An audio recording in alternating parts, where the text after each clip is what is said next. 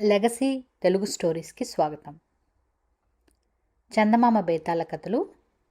జరగని ప్రతీకారం. పట్టు వదలని విక్రమార్కుడు తిరుగు చెట్టు వద్దకు వెళ్ళి చెట్టుపై నుంచి శవాన్ని దించి భుజాన వేసుకుని ఎప్పటిలాగే మౌనంగా శ్మశానం వైపు నడవసాగాడు. అప్పుడు శవంలోని బేతాళుడు, రాజా, ప్రజలలో అక్కడక్కడ అపారమైన రాజభక్తి ఉండడం ఎరుగుదుము. అటువంటి వారు తమ రాజు కోసం ప్రాణాలైనా వదులుతారు. కానీ నీలాగా ఒక పౌరుడి కోసం ఇంత సహనంతో శ్రమపడే వాళ్ళను ఎక్కడా చూడలేదు.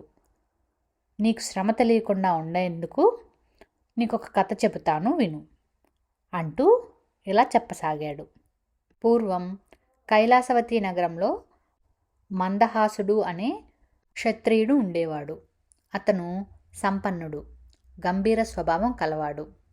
అతను తన సాటి క్షత్రియ కన్య అయిన నీలాలక అనే ఆమెను ప్రేమించి వివాహమాడగోరాడు. ఆమె పైన తనకు గల ఆదరాభిమానాలు ఎన్నో విధాలా ప్రదర్శించి ఆమె కోసం ప్రాణాలనైనా త్యాగం చేయగలనని స్పష్టం చేశాడు. అయితే నీలాలక మందహాసుని ప్రేమించలేదు. ఆమె ధృతవర్మ అనే మరొక సామంతుణ్ణి ప్రేమించింది. కొన్నాళ్ల తర్వాత నీలాలక ధృతవర్మను పెళ్లాడింది. కాలక్రమాన వారికొక కుమారుడు కూడా కలిగాడు. నీలాలకను తాను పెళ్లాడలేకపోవటము, ధృతవర్మ పెళ్లాడటము మందహాసుడి హృదయంలో స్వల్పపోటుగా అయ్యింది.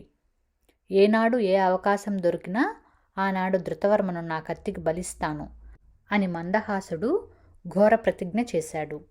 ధృతవర్మను చంపటం తప్ప తనకు మరొక జీవిత లక్ష్యం లేకుండా అందుకోసమే బ్రతుకుతున్నవాడిలాగా కనిపించాడు. కైలాసవతి నగరపు రాజుకు ఒక దాయాది ఉన్నాడు. అతను అది వరకు ఒకసారి రాజుని చంపి తానే రాజు కావాలని ప్రయత్నించగా రాజుగారు తరుణంలో పసికట్టి ఆ ద్రోహిని దేశం నుంచి వెళ్ళగొట్టించాడు. దేశం విడిచి వెళ్ళినా కూడా ఆ దుర్మార్గుడు తన ప్రయత్నాలు మానలేదు. రాజుగారి సామంతులలో కొందరిని రహస్యంగా తన పక్షం చేసుకుని వారిని తిరుగుబాటుకు పురుగొల్పాడు. సామంతులు రాజుపై తిరుగుబాటు చేసే సమయానికి ఆ ద్రోహి కొంత సైన్యంతో కూడా రాజ్యంపైకి దండెత్తి వచ్చాడు. రాజుగారి పైన తిరుగుబాటు చేసిన సామంతులలో ధృతవర్మ కూడా ఉన్నాడు. ఈ సంగతి తెలియగానే మందహాసుడు తన బలాలతో సహా రాజుగారి పక్షాన పోరాడడానికి వెళ్ళాడు. యుద్ధరంగంలోనైనా ధృతవర్మ తనకు అందకపోతాడా అని మందహాసుడి ఆశ. యుద్ధం కొన్ని గంటలలో ముగిసింది. తిరుగుబాటుదారులు ఓడి యుద్ధరంగం నుంచి పారిపోయారు. వారిని తరిమి పట్టుకుని శిరచ్ఛేద చేయమని రాజుగారు తన పక్షాన పోరిన సామంతులకు ఉత్తర్వు ఇచ్చాడు. అయితే నిజమైన దీక్షతో రాజద్రోహులను వేటాడిన వారు 2-3 మాత్రమే. మిగిలిన సామంతులకిది చాలా అమానుషంగా తోచింది. రాజద్రోహులను దీక్షతో వేటాడిన వారిలో మందహాసుడు ఒకడు. ఓడిపోయిన వాళ్లను, పారిపోయిన వాళ్లను వేటాడడం అతనికి కూడా క్రూరమే అనిపించింది. కానీ అతను వేటాడినది ఒక్క ధృతవర్మ కోసమే. ఆ ధృతవర్మ యుద్ధరంగంలో తన పాలు పడకుండా తప్పించుకున్నాడు. అతను ప్రాణాలు తీస్తానని మందహాసుడు చేసిన ప్రతిజ్ఞ నెరవేరనే లేదు. తిరుగుబాటుదారులు ఎంతోమంది దొరికారు, మరణశిక్ష పొందారు. కానీ ధృతవర్మ దొరకలేదు. అతను దేశం దాటి పారిపోకముందే ఎలాగైనా వెతికి పట్టుకోవాలని మందహాసుడి ఉద్దేశం. యుద్ధరంగం నుంచి పారిపోయిన తిరుగుబాటుదారుల జాడలు దారిలో కనిపించిన వారి ద్వారా తెలుసుకుంటూ ఒకనాడు చీకటి పడి మందహాసుడు తన భటులతో సహా ఒక గ్రామం చేరి అక్కడ సత్రంలో ఆ రాత్రికి బస ఏర్పాటు చేసుకున్నాడు. ఇంతలో ఆ సత్రంలో చేరిన మనుషుల సంభాషణను బట్టి ఆ గ్రామం చివర ఒక పాడుబడిన ఇంట్లో ఎవరో తిరుగుబాటుదారు ఉంటున్నట్లు తెలిసింది. వెంటనే మందహాసుడు తన భటులను దివిటీలతో సహా తన వెంట రమ్మని ఆజ్ఞాపించి ఆ పాడుబడిన ఇంటిని వెతుక్కుంటూ బయలుదేరాడు. ఇల్లు సులువుగానే దొరికింది. మందహాసుడు ఇంటి తలుపు తట్టి "ఎవరు లోపల?" అని బిగ్గరగా కేకపెట్టాడు. ఒక ఆడమనిషి తలుపు తెరిచింది. లోపల ఎక్కడో ఒక దీపం మినుకుమినుకుమంటూ ఉన్నది. దివిటీలు పట్టుకున్న భటులు దూరంగా ఉండడం చేత ఆ తలుపు తెరిచిన మనిషి నీలాలక అని మందహాసుడు పోల్చుకోలేకపోయాడు. ఆమె అవతారం కూడా వికృతంగా ఉంది. ఎవరు మీరు? ఏం కావాలి? అన్నదామె మందహాసుడితో. ఇంట్లో ఎవరున్నారు అని మందహాసుడు గద్దించి అడిగాడు. నేను నా కొడుకును అన్నది నీలాలక. ఆమె మందహాసుడి గొంతును పోల్చుకుని తన భర్తకు ప్రమాదం రానున్నదని భయపడసాగింది. అయితే మీరిద్దరూ తక్షణం ఇల్లు విడిచి వెళ్ళండి, మేము ఈ ఇంటిని దగ్ధం చేయాలి అన్నాడు మందహాసుడు. అతను ఆ మాట అన్నదే తడువుగా ఇంటిని తగలబెట్టడానికి భటులు దివిటీలతో సహా పరిగెత్తారు. నీలాలక గబగబా లోపలికి వెళ్ళి నిద్రపోతున్న తన కొడుకును ఎత్తుకున్నది. ఇంటి కప్పు అప్పుడప్పుడే అక్కడక్కడ అంటుకున్నది. ఆమె బయటకు పరిగెత్తుకు వచ్చి, నా భర్త గాయపడి లోపల ఉన్నాడు. ఆయనను సజీవంగా దహనం చేస్తే మీకేం ఒరుగుతుంది? ఆయన మీద మీకు పగ ఎందుకు? నేను ఆయనను ప్రేమించి పెళ్ళాడాను. కావలసి వస్తే నా ప్రాణాలు తీసుకోండి. వీడు నా కొడుకు. నన్ను చూసి కాకపోతే ఏ పాపమో ఎరుగని వీణ్ణి చూసి అయినా నా భర్తను కాపాడండి అని కన్నీళ్లు కార్చుతూ మందహాసుడి కాళ్లపై పడింది. మందహాసుడు నీలాలకను గుర్తించాడు. అతని మనస్సు కలవరపడింది. అతను నీలాలక కొడుకును ఎత్తుకుని ముద్దు పెట్టుకుని తల్లికి అప్పగించాడు. తరువాత చప్పట్లు చరిచి తన భటులను పిలిచి, ఒరే, ద్రోహి దక్షిణంగా పారిపోయాడు, మీరు వెంటనే వాణ్ణి పట్టుకోండి. నేను ఈమెను ఎవరింటనన్నా వదిలిపెట్టి మీ వెనకాలే వస్తాను అన్నాడు మందహాసుడు. మందహాసుడు భటులు దక్షిణంగా బయలుదేరి వెళ్ళారు. తరువాత మందహాసుడు తగలబడుతున్న ఇంట్లో ప్రవేశించి మంచంలో అసహాయ స్థితిలో ఉన్న ధృతవర్మను చేతుల్లో ఎత్తి బయటకు తెచ్చాడు. తన గుర్రం మీద పడుకోబెట్టి తాను పక్కన నడుస్తూ ఉత్తరంగా బయలుదేరాడు.